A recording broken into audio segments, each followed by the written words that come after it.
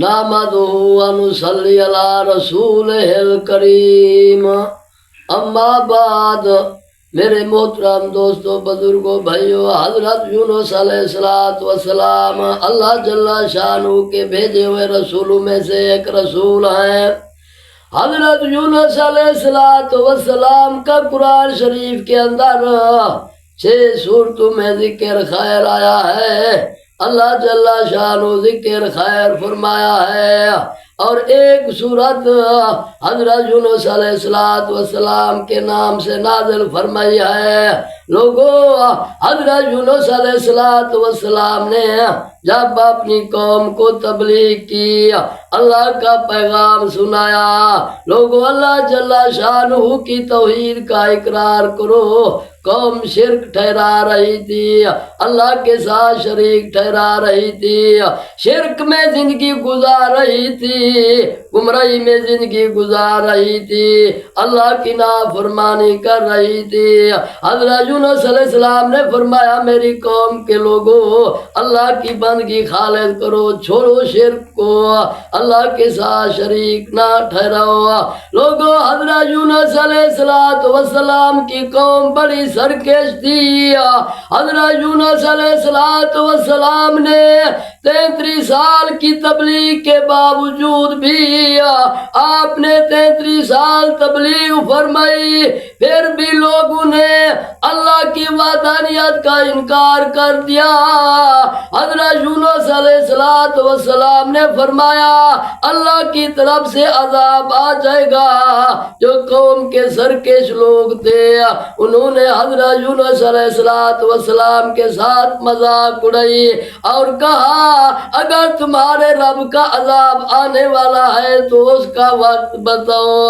لوگوں، حضرت یونس علیہ السلام نے فرمایا، اللہ کا عذاب 3 دن کے اندر آ جائے گا۔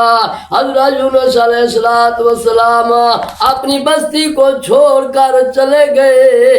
اللہ کے عذاب کے تیسرے دن آثار ظاہر ہونے لگے، تیسرے دن اللہ کے عذاب کے آثار ظاہر ہونے لگے۔ قوم کو یقین ہو گیا کہ اللہ کے عذاب آ رہا ہے، اللہ کا عذاب ضرور ہوگا۔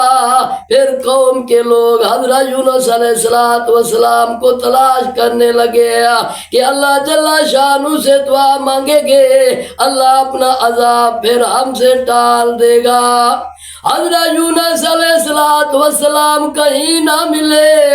حضرت یونس علیہ السلام کی تلاش میں گئے، حضرت یونس علیہ السلام کہیں نہ ملے۔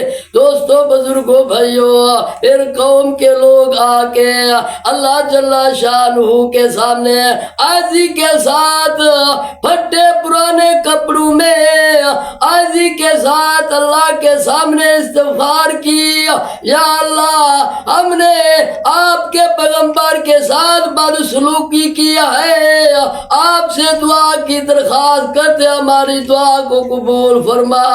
اللہ، آپ کی توحید کا اقرار کرتے ہیں، ہم سے عذاب پھر واپس کر دے۔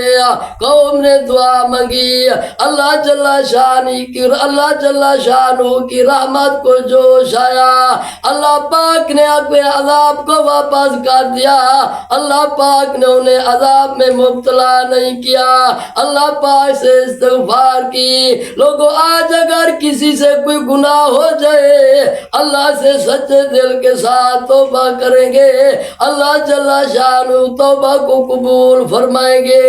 حضرت یونس علیہ السلام دریا میں سفر کرنے کے لیے مسافروں کی بھری ہوئی کشتی میں چلے گئے، بیٹھ گئے، سواری میں بیٹھ گئے، کشتی کے اندر بیٹھ گئے۔ جب کشتی روانہ ہوئی، دریا کے درمیان کشتی ڈوبنے لگی۔ کشتی کے ملا نے کہا، لوگوں، اس کشتی میں ایسا آدمی بیٹھا ہے جو اپنے غلاقہ سے بھاگا ہوا ہے، جب تک وہ آدمی یہاں سے نہیں نکلے گا کشتی دریا کے کنارے پہ نہیں پہنچے گی۔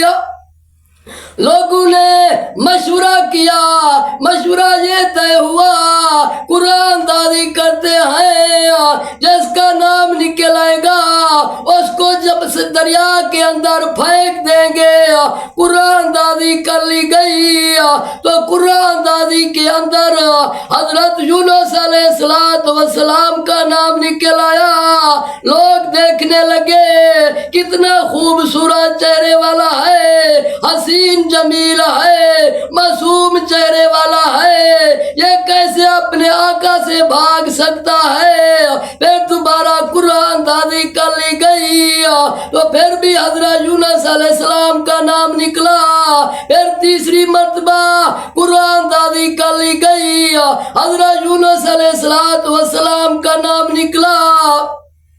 حضرت یونس علیہ السلام فوراً سمجھ کر دریا کے اندر چھلانگ لگا لی تو اللہ پاک نے مچھلی کو حکم دیا، جو دریا کی بڑی مچھلی تھی، جیسے حضرت یونس علیہ السلام نے چھلانگ لگائی تو مچھلی کو حکم ہوا اپنا منہ کھول کر انہیں اس طرح اپنے منہ میں رکھو، کھول کر انہیں اس طرح اپنے منہ میں نگلو کیسے کوئی تکلیف نہ پہنچے، کوئی ضرر نہ پہنچے۔ مچھلی نے اللہ کے حکم کی تعمیل کرتے ہوئے حضرت یونس علیہ السلام کو زندہ سلامت نگل لیا اور پانی کی گہرائی میں مچھلی چلی گئی۔ حضرت یونس علیہ السلام نے مچھلی کے پیٹ کے اندر اللہ جل شانہ کی خوب تسبیحات کی، لا الہ الا انت سبحانک انی کنت من الظالمین، یہ دعا مانگی۔ اللہ جل شانہ نے حضرت یونس علیہ السلام کو غم سے نجات دی۔ 40 دنوں کے بعد اللہ پاک نے مچھلی کو حکم فرمایا، اللہ پاک نے فرمایا اس کو جا کر دریا کے کنارے پہ اکیل دو، اپنے پیٹ سے باہر اکیل دو۔ مچھلی نے جا کر اللہ کے حکم کی تعمیل کرتے ہوئے اپنے پیٹ سے دریا کے کنارے پہ باہر اکیل دیا۔